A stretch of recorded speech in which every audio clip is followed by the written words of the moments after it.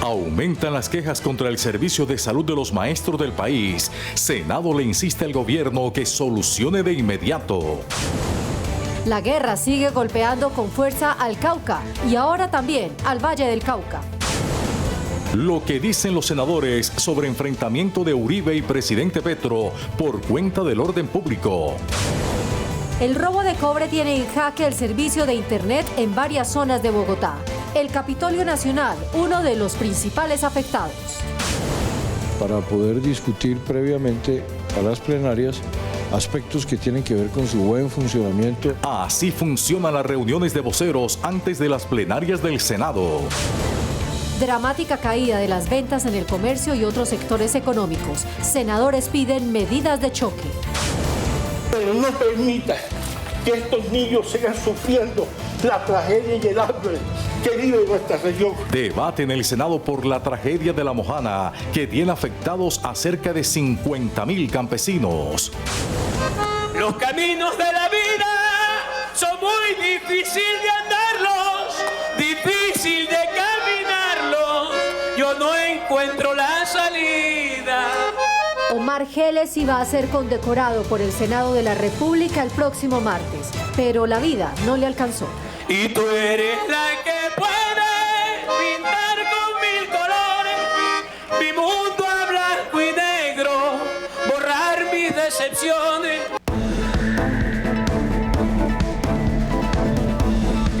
NS Noticias con Carol Dau y Marcela Baena.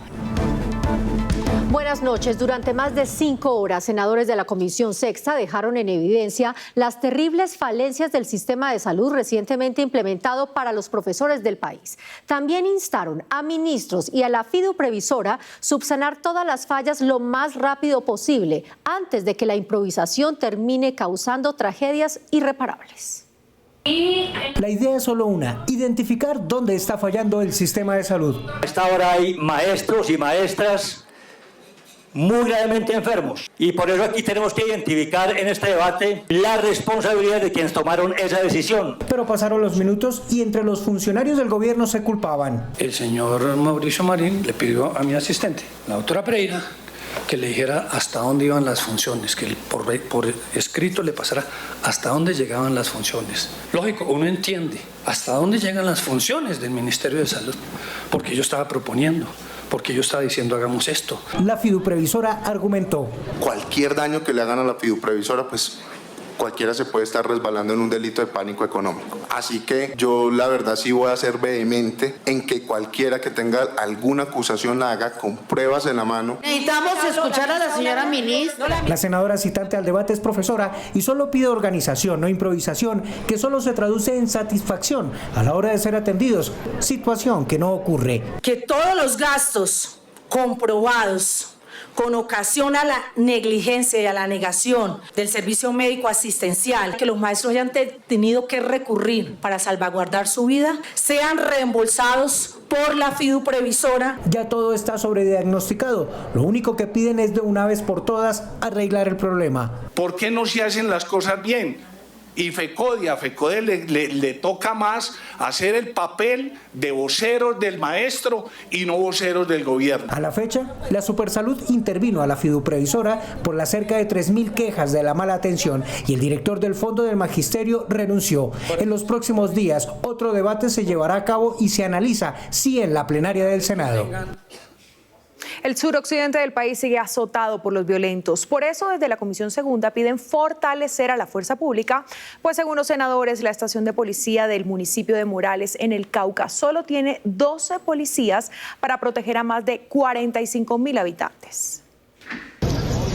Los hechos violentos de los últimos días en los departamentos de Cauca y Valle, que ya dejan 8 víctimas mortales entre civiles y fuerza pública, tienen en vilo a sus habitantes. Frente a este panorama y a la situación de miembros de la fuerza pública, senadores de la Comisión Segunda piden darles más garantías para su protección y el de la población.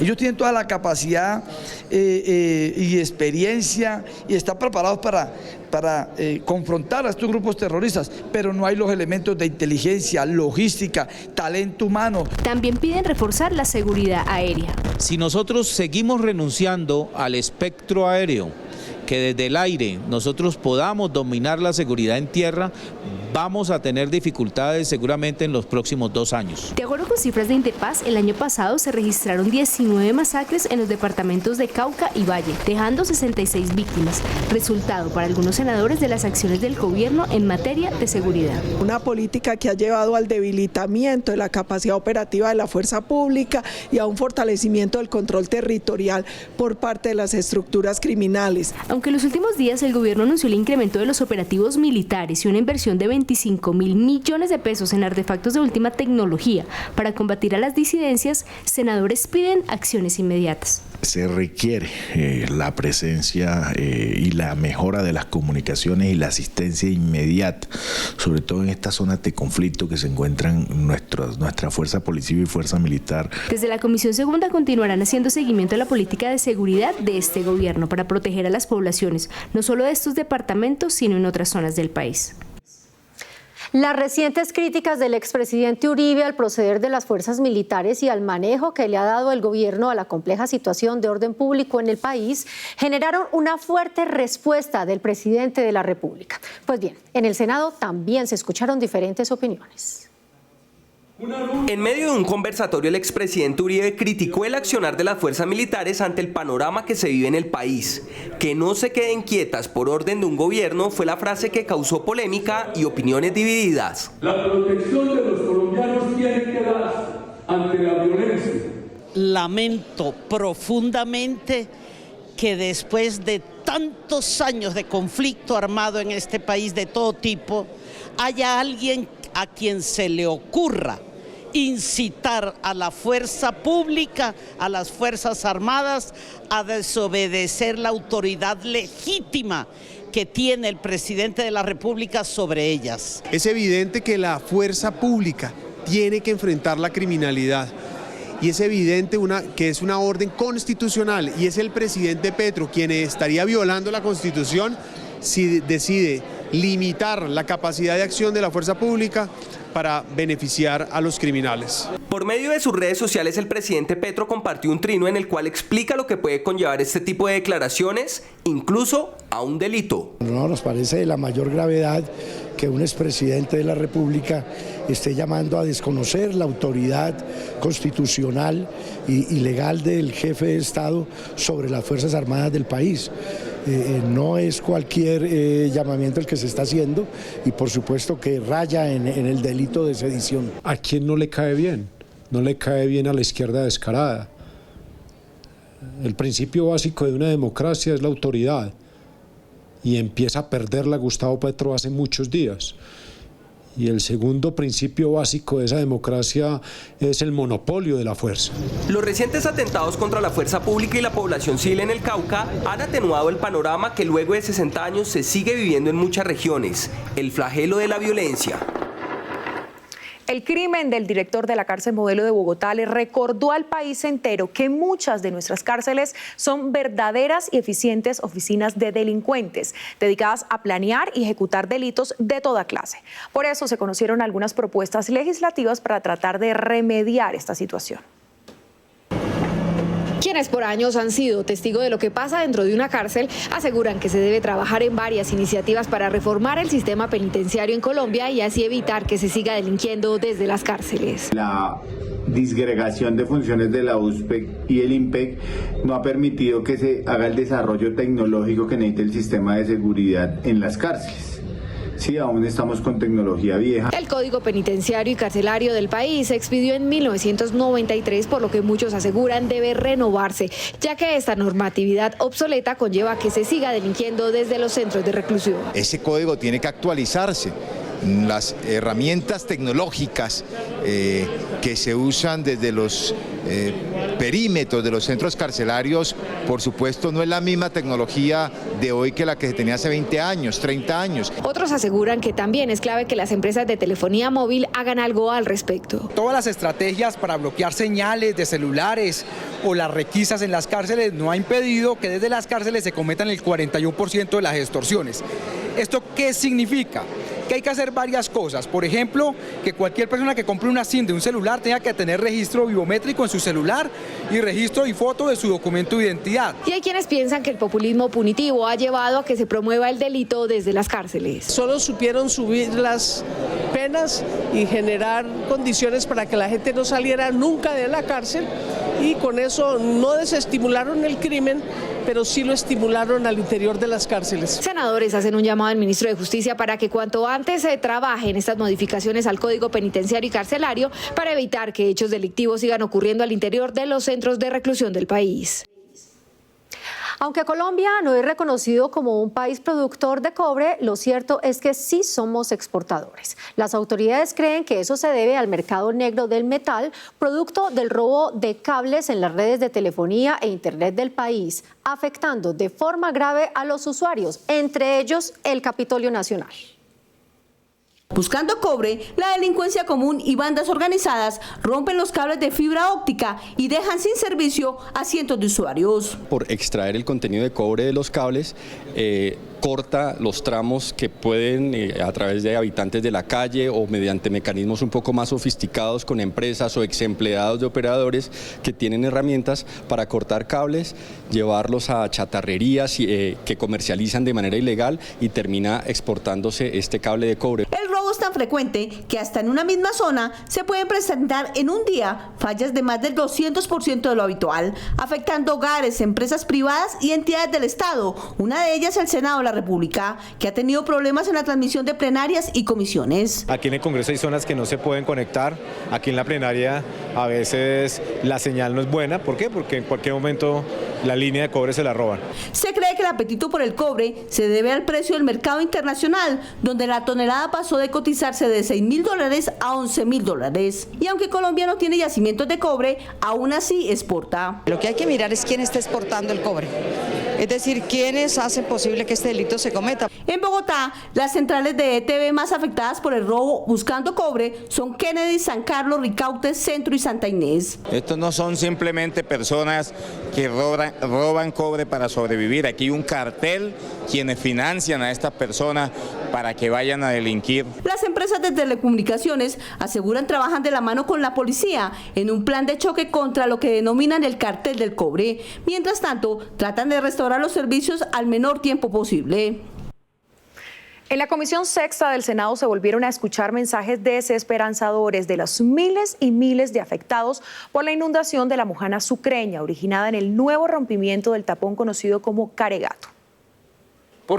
Para el director de la Unidad Nacional de Gestión de Riesgo existen 42 puntos críticos similares a Caregato que pueden romper en cualquier momento. A la fecha se ha avanzado en un 40% de la obra con una inversión de 25.800 millones de pesos de los casi 130.000 destinados para ello. Eso va a durar 200 años, no duró ni 2 semanas. Y el dique se fue. Se rompió, pero no porque se lo llevara al río, y eso lo tenemos probado. Ante estas declaraciones, la comunidad de la Mojana Sucreña hizo un fuerte llamado. Pero no permita que estos niños sigan sufriendo la tragedia y el hambre que vive nuestra región. Pero el panorama no es alentador. La niña no ha empezado y los ministros prenden las alertas. Como usted, senador, mostró, la historia ha enseñado cosas. No es la primera vez que pasa. Puede ser grave, puede que no, pero hay que prepararse como si fuera grave. Ante estos anuncios, los senadores llamaron la atención de todas las autoridades y dejaron en evidencia que falta más ayuda por los damnificados en la región. Abocamos un titular, como usted lo expresa, pudiera ser el director de la Unidad Nacional de Gestión del Riesgo, luego de irrespetar a la Comisión Sexta, anunció el cierre de Caregato. Una persona desalmada, como se lo reitero, no puede estar en un cargo como el que está usted, porque es gestión de riesgo.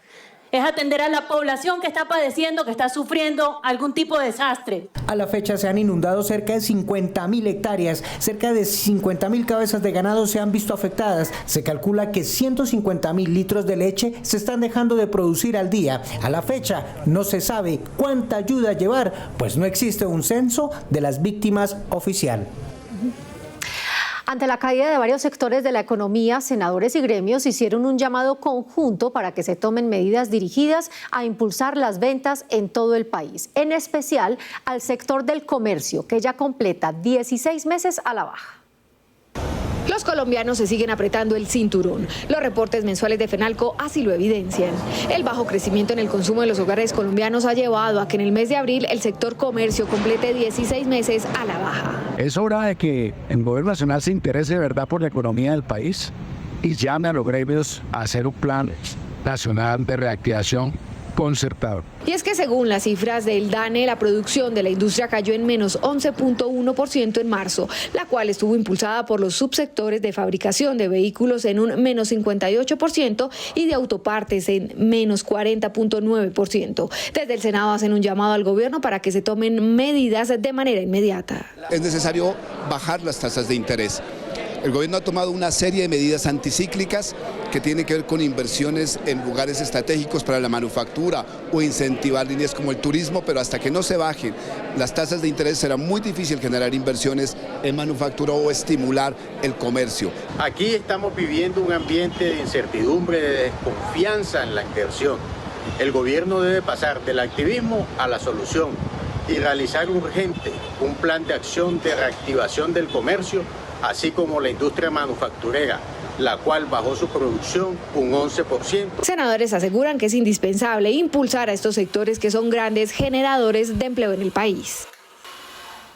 En el primer foro de parlamentarios de África, Europa, América Latina y el Caribe realizado en el Congreso de la República por la Comisión Afro, se inició un trabajo de cooperación internacional para avanzar en objetivos comunes de lucha contra la desigualdad, el hambre, el cambio climático, entre otros temas.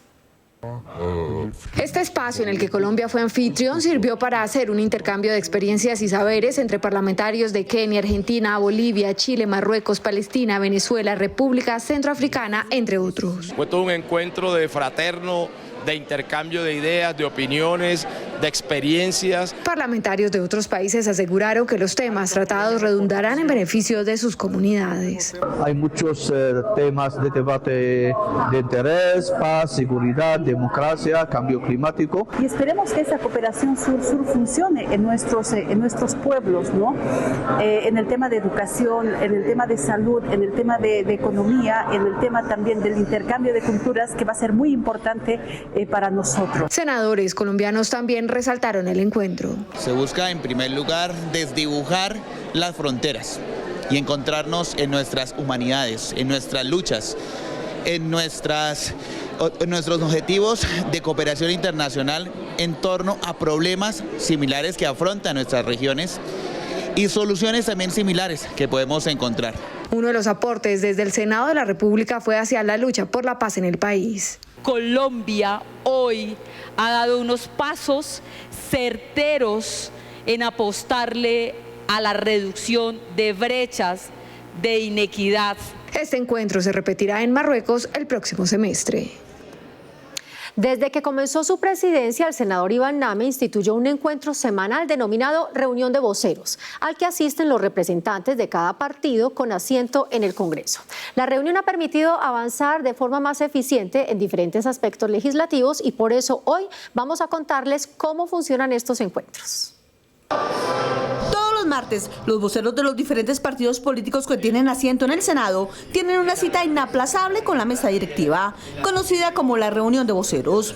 Para poder discutir previamente a las plenarias aspectos que tienen que ver con su buen funcionamiento, el funcionamiento del Capitolio, del Congreso, de sus comisiones, y nos ha dado muy buen resultado. Para hablar de los problemas que atraviesan al Congreso de la República, para plantear soluciones, para resolver incluso salidas a los temas administrativos de fondo. Yo creo que ha sido una buena iniciativa del actual presidente, porque hay cosas que podemos ya traer un poco que digamos, preparadas para la plenaria y no solamente improvisación permanente. Una vez terminada la reunión, los voceros de cada uno de los partidos se encargan de transmitir a sus compañeros de bancada lo allí tratado. No somos los que definimos lo que van a decir las bancadas o lo que van a hacer, pero sí informamos a las bancadas de lo que está pasando y ahí se toman decisiones. Nos ayuda a organizar la agenda, poder tener claros los debates de control político, los pronunciamientos, poder organizar también las intervenciones al interior de las bancadas para que puedan hacer sus pronunciamientos en las plenarias, en las comisiones. Senadores aseguran que la reunión de voceros no solo es útil para el buen funcionamiento de la labor legislativa, sino que además sirve para estrechar el entendimiento y compañerismo senatorial. Esto permite que la plenaria pueda fluir mejor porque discutimos de manera interna y si vemos complejidad en algunos proyectos los cambiamos en el orden del día. Por ejemplo, allí priorizamos el tema de la niñez y adolescencia, allí también por el caso del día de hoy revisamos ya el cumplimiento de la sentencia de la Corte Constitucional frente al nombramiento, el nuevo nombramiento que hay que hacer del Contralor. Pues me parece que son importantes y hay que sostenerlas, hay que mantenerlas. En el pasado, la reunión de voceros se realizaba esporádicamente para resolver algún inconveniente legislativo, pero fue el presidente Iván Name quien desde el primer día de su llegada la instauró todos los martes antes de iniciar las plenarias. Los padres de familia que utilicen o hagan daño a sus hijos para coaccionar o vengarse de su pareja serían castigados judicialmente. Así lo contempla un proyecto de ley que está a 2 debates de convertirse en ley de la República. La violencia vicaria es aquella en la que el padre, sea hombre o mujer, utiliza a los niños para vengarse de su pareja sentimental infligiendo dolor, utilizando a los menores para ello. Esto no estaba contemplado en el Código Penal y es esto lo que se quiere castigar de ser aprobada una ley. No es exclusivo que la mujer sienta el dolor porque el padre lo causa en los hijos cuando se los lleva. También sucede al revés y más frecuente de lo que nosotros creemos. Muchos padres sienten el dolor que les causa la madre dolosamente en función de los hijos. ¿Pero qué contempla y a qué se somete quien viole la ley una vez sea aprobada? Reconoce la violencia vicaria, que son esas lesiones que se causen, pueden ser físicas, pueden ser psicológicas, y establece penas para estos 2 delitos que hoy no hacen parte de nuestro ordenamiento jurídico. Se ha identificado que la violencia vicaria se ejerce ya sea omitiendo el pago de alimentos, amenazando al padre contrario con quitárselos, obstruyendo visitas y en casos extremos causándole daños físicos y hasta la muerte al menor de edad. Hoy en Políticamente en Redes, el llamado urgente que hicieron los senadores al gobierno luego del ataque de las disidencias de las FARC contra la estación de policía en Morales, Cauca.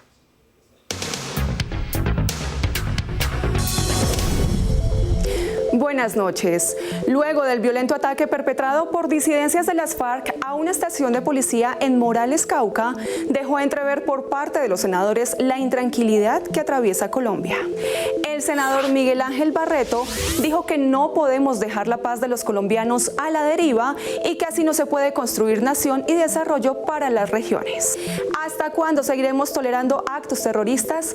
Esto es lo que se pregunta el senador Marcos Daniel Pineda, haciéndole un llamado al gobierno para que adopte una postura firme y tome medidas contundentes contra estos grupos delincuenciales que no muestran voluntad de paz. Otro de los temas que se discutió en las redes sociales de los senadores fue el caos que sigue generando el nuevo modelo de salud para docentes. La senadora Ana María Castañeda señaló que van 20 días de completo caos y lo que espera es que cada entidad responsable asuma las consecuencias de esta crisis que tienen en riesgo la vida y la salud de más de 800.000 afiliados. Norma Hurtado dijo que la propuesta de la transformación del sistema de salud de 850.000 docentes se presentó en un tono agresivo y amenazante, lo cual contradice significativamente la promesa del gobierno del cambio. Por otro lado, fue aprobado en cuarto debate el proyecto de ley de iniciativa del senador Gustavo Moreno para crear el programa de cárceles productivas. Él contó que este es el inicio de la reforma del sistema carcelario, donde los privados de la libertad podrán trabajar desde las cárceles. Para la senadora Lorena Ríos, esta iniciativa abre las puertas para que a través de programas laborales y productivos en las cárceles, los internos se capaciten y desarrollen habilidades que les permitan reintegrarse de manera digna a la sociedad. Para el cierre, el recorrido por las regiones autonómicas llegará a Bogotá el próximo jueves 30 de mayo a partir de las 8 de la mañana en el Auditorio Luis Guillermo Vélez. Por otro lado, desde el Senado de la República lamentaron el fallecimiento del compositor y músico Omar Geles. El presidente del Congreso, senador Iván Name, dijo que siempre recordaremos Los Caminos de la Vida, canción que refleja la resiliencia de los colombianos por un mejor futuro. Hasta aquí Políticamente en Redes. Nos vemos. Gracias, Claudia. Y el próximo martes el Senado de la República tenía programado condecorar al cantante vallenato Omar Geles, reconociendo su inmenso aporte a nuestro folclore y también en agradecimiento por tantos momentos felices que nos causaron sus más de 1000 canciones y que compuso y que hemos entonado 1 y 1000 veces. Pero así son los caminos de la vida. Por eso la condecoración debió ser póstuma, hoy en su funeral en Valledupar. Pues sí, Carol, con este gran homenaje a un grande de la música, de la cultura en Colombia, nos despedimos por hoy. Gracias por acompañarnos. Los esperamos en nuestra próxima emisión. Hasta entonces. Eres la fuerza que mueve mi antojo, lo que da brillo a la luz de mis ojos. Después de Dios, para mí tú eres todo. Las tonadas que un día sonaron en la cabeza del maestro Omar Geles y que hoy hacen parte de su legado, retumbaron en el Senado de la República. Del acordeón salieron melodías que hoy inmortalizan su memoria. Quiero aprender a cantar y si me acaricia el legano Diomedes, quiero aprender a olvidar y tú eres la única que puede. Se va una persona que desde lo musical es irreparable para el país y como persona aún duele más porque todos los que tuvimos algún tipo de relación con Omar conocimos un gran ser humano, además del gran artista que fue. Un tipo humilde, una sonrisa siempre encima de su cara, un hombre joven que pudo habernos dado mucho más, pero sobre todo admirar una vida organizada. Pero mi vieja berraca le puso el pecho a la vida, al mismo tiempo fue papá y mamá. La emoción y el sentimiento fueron su sello personal. Historias de amor, ilusión y desamores sirvieron como inspiración para quien en medio de versos llevó a lo más alto el folclor vallenato. Somos los millones los colombianos que crecimos y hemos disfrutado las composiciones y las interpretaciones del maestro Omar Geles, por lo cual su pérdida la lamentamos profundamente por los grandes aportes que le hizo a la música y al folclor vallenato. Omar Geles no solamente fue rey vallenato, sino uno de los mejores compositores de la música vallenata. Un artista en todo el sentido de la palabra. Deja una impronta que recordaremos por siempre. Es una mención propuesta por el senador Didier Lobo, que en su parte resolutiva señala conferir mención de reconocimiento al maestro Omar Antonio Geles Suárez como exaltación a la labor musical y artística desarrollada en beneficio de la identidad cultural del país. Sus letras se escribieron en la memoria del país y su legado quedará impreso en cada canción que con sentimiento millones de colombianos han cantado y que seguirán acompañándolos en medio de los caminos de la vida. Los caminos de la vida son muy difíciles de andarlos, difícil de caminarlos, yo no encuentro la salida.